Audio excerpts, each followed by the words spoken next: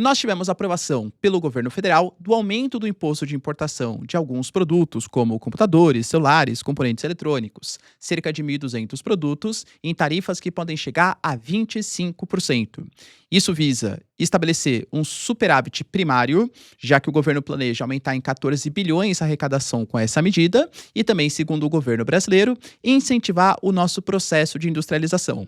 Vale lembrar que o governo federal realmente tem essa pauta em voga, com programas como a Nova Indústria Brasil, com uma reforma tributária que visa aumentar os impostos no setor de serviços, mas reduzindo o setor secundário no setor de indústria, em um momento que o Brasil está se desindustrializando.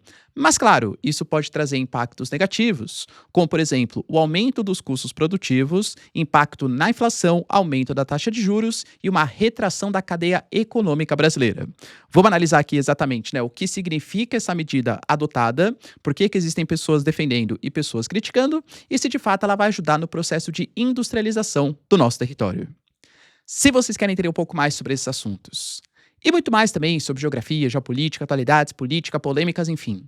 Tudo para você se manter sempre bem atualizado. Já se inscreve no canal, deixa seu like e compartilha esse vídeo, que eu, professor Ricardo, conto muito com a sua ajuda. Belezinha? Agora presta bastante atenção que nesse final de mês a Nomad está te oferecendo a maior e melhor conta internacional do Brasil, a possibilidade de você abrir a sua conta de maneira totalmente gratuita na hora, galera, baixando o aplicativo. Vou deixar para vocês o QR Code aqui na tela para vocês, e ter acesso com o meu cupom Ricardo15 em um momento em que o dólar está nos menores valores do passado recente aí, histórico, uma oferta de 15 centavos de desconto por dólar convertido na sua primeira conversão cambial. No próprio aplicativo já existem várias parcerias, várias promoções. Você pode fazer a compra até parcelada de dólares, só ver ali as condições no aplicativo. Tem parceria com aluguel de carro, parceria com outras empresas. Tem acesso, por exemplo, ao Nomad Explore, que é o meu cartão de crédito, que eu uso aqui no Brasil para ter acesso a pontos que não expiram, para trocar por produtos e serviços, para ter acesso a cashback em dólar a partir das minhas utilizações aqui no Brasil, pagando conta de luz, conta de água, etc. Acesso ao Nomad Lounge, que é a sala VIP da Nomad, dentre vários outros benefícios. Cara, de verdade, é totalmente gratuito, não tem taxa de manutenção, taxa de nada, tá? Baixa o aplicativo, confere que eu tenho certeza que vocês não vão se arrepender. Tamo junto? Então bora lá pro vídeo, pessoal, que tem um assunto bem polêmico aí pra gente tratar, né? Quando a gente fala de aumento dos impostos, já dá um certo calafrio, porque, convenhamos, principalmente, para alguns setores sociais aí da nossa economia, nós temos impostos extremamente elevados, principalmente aqueles impostos que, pelo menos eu julgo que seriam os mais injustos, que são impostos sobre consumo, porque eles não distinguem classe social. Em que sentido? Se você, que é muito pobre, não vou que você é pobre, mas vamos imaginar, uma pessoa que é muito pobre, por exemplo, vai comprar 1 litro de leite, ela vai pagar exatamente o mesmo imposto, que vai representar uma porcentagem muito maior do salário, do que, sei lá, o Luciano Huck e outras figuraças multimilionárias, entende? O imposto sobre consumo, ele incide proporcionalmente muito mais na população mais pobre do que na população mais rica, porque vai representar uma parcela muito menor, do seu poder de compra. O Brasil, ele anunciou esse aumento dos impostos para cerca de 1.200 produtos. A justificativa do governo brasileiro é a questão da proteção à indústria nacional, e essas novas faixas de impostos podem chegar de 7,2% até 25%, mas os impostos podem ser de 10%, 12,6%, 15%, 20% ou até os 25%. É uma lista muito extensa de produtos, como computadores, celulares, componentes eletrônicos, máquinas, caldeiras, geradores, turbinas, fornos industriais, enfim, a gente fala de quase 1.200 produtos. Como eu trouxe para vocês na introdução, a justificativa é muito similar àquela que o Trump dá para a sociedade americana. Claro que nos Estados Unidos, eles têm historicamente um déficit comercial e por isso o Trump decretou a situação de emergência, que agora foi vetada pela Suprema Corte e tal. Mas a justificativa é, de fato, a proteção à indústria nacional. Ou seja, existem produtos estrangeiros que entram mais baratos que a indústria nacional brasileira. Naturalmente, o produto estrangeiro vai ter mais competitividade e vai quebrar a nossa industrialização. Inclusive, quando a gente analisa o histórico da indústria do Brasil, a gente pode ver que pós ali década de 80, década de 90. O Brasil passa por um processo de desindustrialização, porque de fato faltou programas de incentivo à indústria nacional. Na década de 90, a gente propôs uma abertura econômica muito grande, que fez com que as indústrias estrangeiras mais competitivas falissem a nossa indústria nacional, que não tinha a mesma competitividade.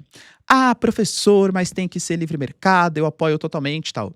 Cara, sendo sincero, até os países mais capitalistas do planeta, a exemplo de Alemanha, a exemplo de Japão, a exemplo de Coreia do Sul, são países que têm as suas campeãs nacionais, as Xiaobos sul-coreanas, a Hyundai, a Kia, a LG, a Samsung.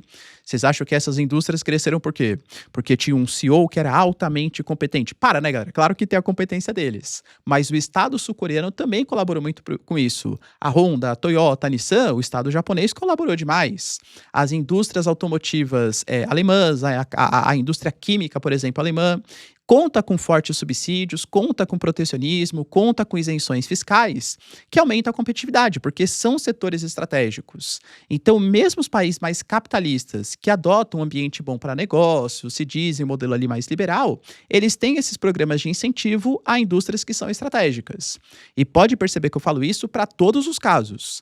Já falei que as tarifas aplicadas pelo Trump, eu não sou totalmente contra, quer dizer, eu sou contra porque eu sou brasileiro, né? Mas se fosse assim, pensando no modelo norte-americano, faz sentido. Eles vão ser totalmente liberais. Ah, poxa, a indústria de chips, semicondutores, a indústria bélica tá fugindo para a China. Poxa, que pena, sou liberal, não vou intervir. Cara, tem que proteger a indústria nacional, principalmente em setores estratégicos. O Brasil alega isso, mas eu diria que existem alguns contrapontos a essas medidas brasileiras, né? Quando a gente analisa a proposta, né, que foi feita pelo Brasil, o Wallace Moreira, que é o nosso secretário de Desenvolvimento Industrial, que é um dos técnicos mais importantes da economia brasileira, ele fala que é para o consumidor ficar totalmente tranquilo, já que isso não vai gerar um aumento dos preços. Ele deu, por exemplo, uma coisa que está sendo muito divulgada, que é o exemplo dos smartphones, que vão ser taxados, mas ele fala, fiquem tranquilos, porque quase 95% dos smartphones que são vendidos aqui no Brasil, eles são vendidos produzidos no Brasil, sejam, por exemplo, na Zona Franca de Manaus, que conta com incentivos fiscais, seja, por exemplo, em São Paulo, tem polo em Campinas, por exemplo, que ajudam na produção desses equipamentos. Palavras dele, tá? O iPhone, por exemplo, é fabricado aqui. A medida manteve a tarifa zero para aquilo que não tem produção nacional. Existem setores com produção nacional que vão continuar com incentivos fiscais específicos, inclusive, como a lei da informática, programa voltado para semicondutores. Ele até deu exemplo que das principais marcas de smartphones, a única que vai ser de fato taxada ou sobretaxada é a Xiaomi, porque grande parte dos celulares eles são importados, são produzidos em outro país e trazidos prontos para o Brasil. O Haddad, nosso ministro da Fazenda ou da Economia, ele também colaborou ali com algumas explicações, citando, né? Ele falou assim: olha, não entenda errado, é que vem uma empresa asiática de qualquer país e faz um similar e joga o seu produto aqui porque não consegue vender na Europa e nos Estados Unidos que protegem a sua indústria nacional. Poxa, pera lá. Ou você vem para cá produzir, você é indústria asiática, ou você não pode concorrer com essa base de preço tão baixa. Professor, então faz sentido. A indústria, ao invés de produzir lá, vem produzir aqui no nosso território. Temos alguns problemas com essa lógica, com esse raciocínio. Você tarifar um produto estrangeiro para que obrigue aquele produto a produzir no Brasil, não necessariamente vai dar certo. Agora, convenhamos que no mundo tão globalizado, claro que o Brasil ele tem um bom atrativo. Nós temos um território gigantesco, com bastante matéria-prima, nós temos um mercado consumidor de mais de 200 milhões de pessoas, a possibilidade de vender não só para o Brasil, mas para os nossos vizinhos também do Mercosul, ampliando ainda mais o mercado consumidor. O Brasil é um país relevante e um país que é bem quisto pelos investidores estrangeiros. Mas nós temos o nosso chamado custo Brasil, os nossos gargalos econômicos.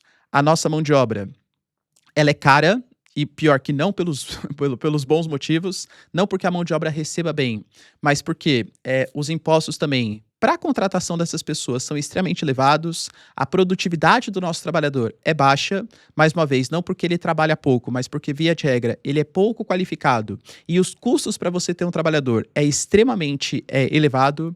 Existem problemas relacionados à infraestrutura de comunicação, à infraestrutura de transporte, existem problemas relacionados à insegurança jurídica e uma série de legislações na questão da tributação, por exemplo, que fazem com que o RH das empresas os países. Meu, deixa eu ver em qual país eu vou investir. Meu, o Brasil, ele tem um imposto diferente para cada um dos produtos. Existe uma taxa aplicada em cada um dos produtos diferentes. É praticamente um manicômio tributário isso aí. Tanto que a reforma tributária, com a instalação do IVA, ela tende a resolver pelo menos parcialmente esses problemas. Mas você entende que não é simplesmente, ah não, vou tarifar o produto estrangeiro, agora ele vai passar a ser produzido no nosso território. Cara, não é assim. Dentro de um mundo tão globalizado, com várias perspectivas, vários países concorrendo, a indústria pode simplesmente achar que não vale a pena produzir, por exemplo, no território nacional. Outro ponto, se a gente for pegar um exemplo, eu acho que tem um exemplo bem caricato para a gente entender, realmente os smartphones eles são produzidos no Brasil, Samsung, o iPhone, por exemplo. Vamos pegar um exemplo aí que está acontecendo agora? O S26 Ultra da Samsung, ele teve o seu preço de pré-venda em R$ 10.300. Grande parte desse celular é produzido ou na Zona Franca de Manaus, que tem os incentivos, ou em Campinas, alguns componentes, né? Pelos custos produtivos que eu citei para vocês, o preço final sugerido, 10.300. No Paraguai, esse mesmo celular está sendo vendido a US$ 1.200. Dá para você ir para Foz do Iguaçu, fazer ali, né, uma viagenzinha passando pela Ponte da Amizade, compra por US$ 1.200 e ainda só uma grana para você fazer um turismo, dar uma passeada, tudo tal. Cara, convenhamos que o custo ele é muito mais barato no Paraguai, porque os impostos são mais baixos, é um país mais competitivo, entende? E é claro, professor, está incentivando o contrabando. Não estou, né? Pelo amor de Deus, não faça isso, porque tem que pagar os impostos direitinho e tal. Mas vamos ser sinceros, muita gente faz, né?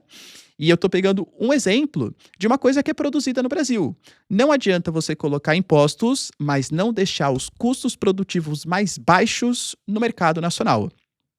Outro ponto que a gente tem com bastante destaque é que o próprio secretário, por exemplo, da indústria, o Haddad, eles estão falando que eles estão chamando de ex-tarifário. Como assim? Quando você vai fazer uma medida protecionista, você tem que proteger um produto que existe a produção no mercado nacional, certo? O Brasil, ele não é um país conhecido pela sua grande produção de bens capitais, máquinas, equipamentos, fornos e por aí vai, né? Quer dizer, então, que a gente vai deixar os produtos importados mais caros para proteger a nossa indústria nacional. Qual indústria nacional, se a gente não produz esses produtos no Brasil? É o mesmo exemplo que eu citei para vocês no caso dos Estados Unidos. Ah, o Trump está tarifando o café brasileiro. Pô, que legal, para proteger os produtores de café dos Estados Unidos. Quais? Não tem produtor. Então, qual foi a consequência para o mercado americano? Café mais caro, porque simplesmente eles não produzem café. O Brasil está tarifando alguns produtos ali essenciais, insumos produtivos para proteger os nossos bens capitais nacionais. Qual, se a gente não produz aqui? Então, claro que isso pode aumentar o custo produtivo. Presta bem atenção. Tanto o secretário da Indústria como o Haddad falaram que cabe às empresas apresentarem essas justificativas para o governo federal. Fala assim, ó, governo, você está tarifando aqui, por exemplo, sei lá, a indústria de maquinários que eu utilizo para minha indústria, só que não tem concorrente nacional. Se não tem concorrente nacional, eu vou ser obrigado a importar mais caro. Supostamente, segundo o governo brasileiro, tudo que for comprovado que não tem um concorrente nacional, fica com a isenção zero. Talvez isso gere judicialização do processo, gere uma burocracia e aumente os custos produtivos, enquanto não for solucionado toda essa parte burocrática, entende? Então, claro que pelo menos em curto prazo ou até mesmo em médio prazo, isso pode trazer alguns problemas para a nossa indústria e para a nossa produção nacional.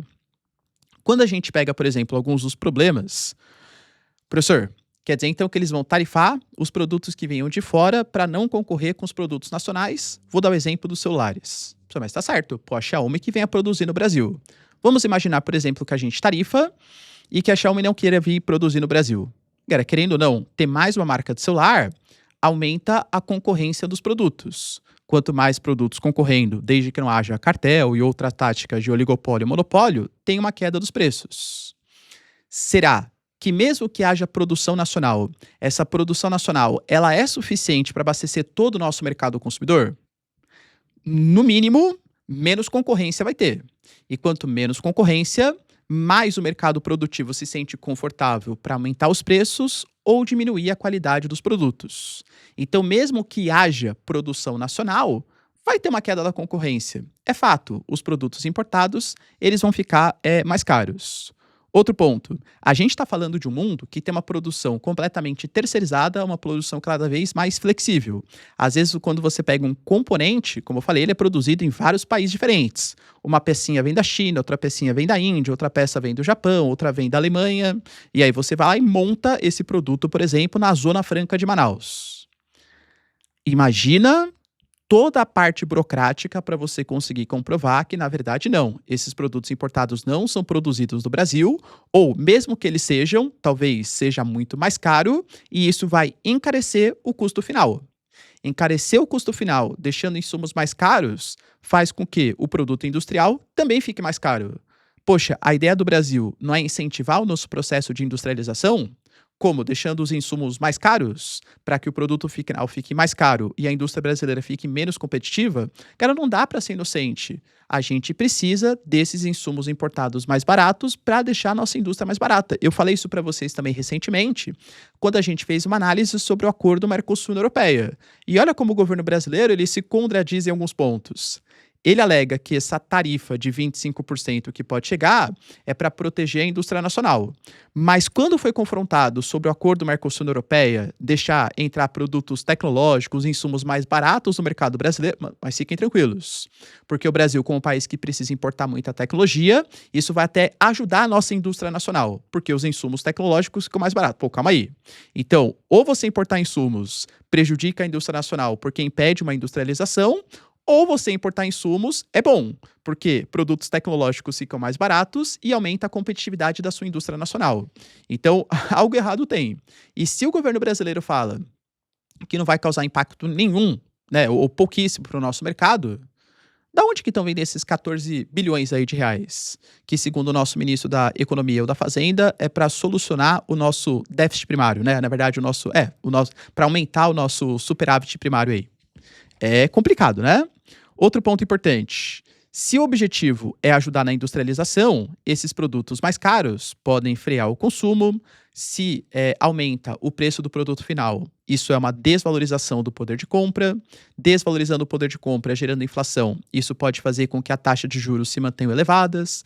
Taxas de juros elevadas fazem com que o capital prefira ficar na renda fixa do que em produção, em, sei lá, financiamento, em abrir o meu negócio. Então, há toda uma lógica de uma dependência gigantesca com essa produção flexível, com esse processo de globalização, que pode atravancar o processo produtivo brasileiro. Como eu já falei para vocês, eu não sou o que a gente chama de vamos colocar assim, um cara inocente de achar que não, realmente, ó, o Brasil tem que seguir as legislações da OMC, então tem que ser completamente um livre comércio, não pode ser protecionismo. Cara, todos os principais países, eles fazem isso, e acho que o Brasil tem que proteger. Mas a maneira é como isso vai ser feito para que não impeça o nosso próprio avanço do processo industrial. Muito possivelmente, isso tem relação também com o déficit das contas públicas brasileiras. Nós temos algumas informações que de fato são preocupantes. O mês de janeiro, por exemplo, ele contou com uma arrecadação federal recorde de 325,7 bilhões. Ah, professor, mas é recorde porque tem a inflação. Se você pegar o ganho real, ou seja, descontado a inflação, é um aumento na arrecadação de impostos de 3,56% a mais do que do ano anterior. Então arrecadou, e isso existem outros impostos que estão por vir também, tá? Ano passado, foi apresentado que o superávit comercial do Brasil, ou seja, da nossa balança comercial, caiu de 77 bilhões para 65 bilhões. Isso atrapalha, ainda mais em um país que depende tanto da balança comercial para ter um PIB ou um superávit primário que consiga se estabelecer, isso atrapalha as metas do governo federal. A percepção das redes sociais é que esse aumento dos impostos, para vocês terem uma noção, tá? A pesquisa que foi realizada ali, uma análise de uma reportagem do Estadão, 75% das menções foram negativas. E querendo ou não, é ano eleitoral. O Flávio Bolsonaro apareceu subindo nas pesquisas. Penso eu que a repercussão vai ser muito negativa e é um prato cheio para a oposição falar de mais um aumento dos impostos no Brasil. Professor, o senhor é um entreguista, você não está defendendo a indústria nacional, você quer que o Brasil abra capital porque você tem um modelo que não é nacionalista, desenvolvimentista, tal. Vamos lá, galera, que nem eu já falei para vocês.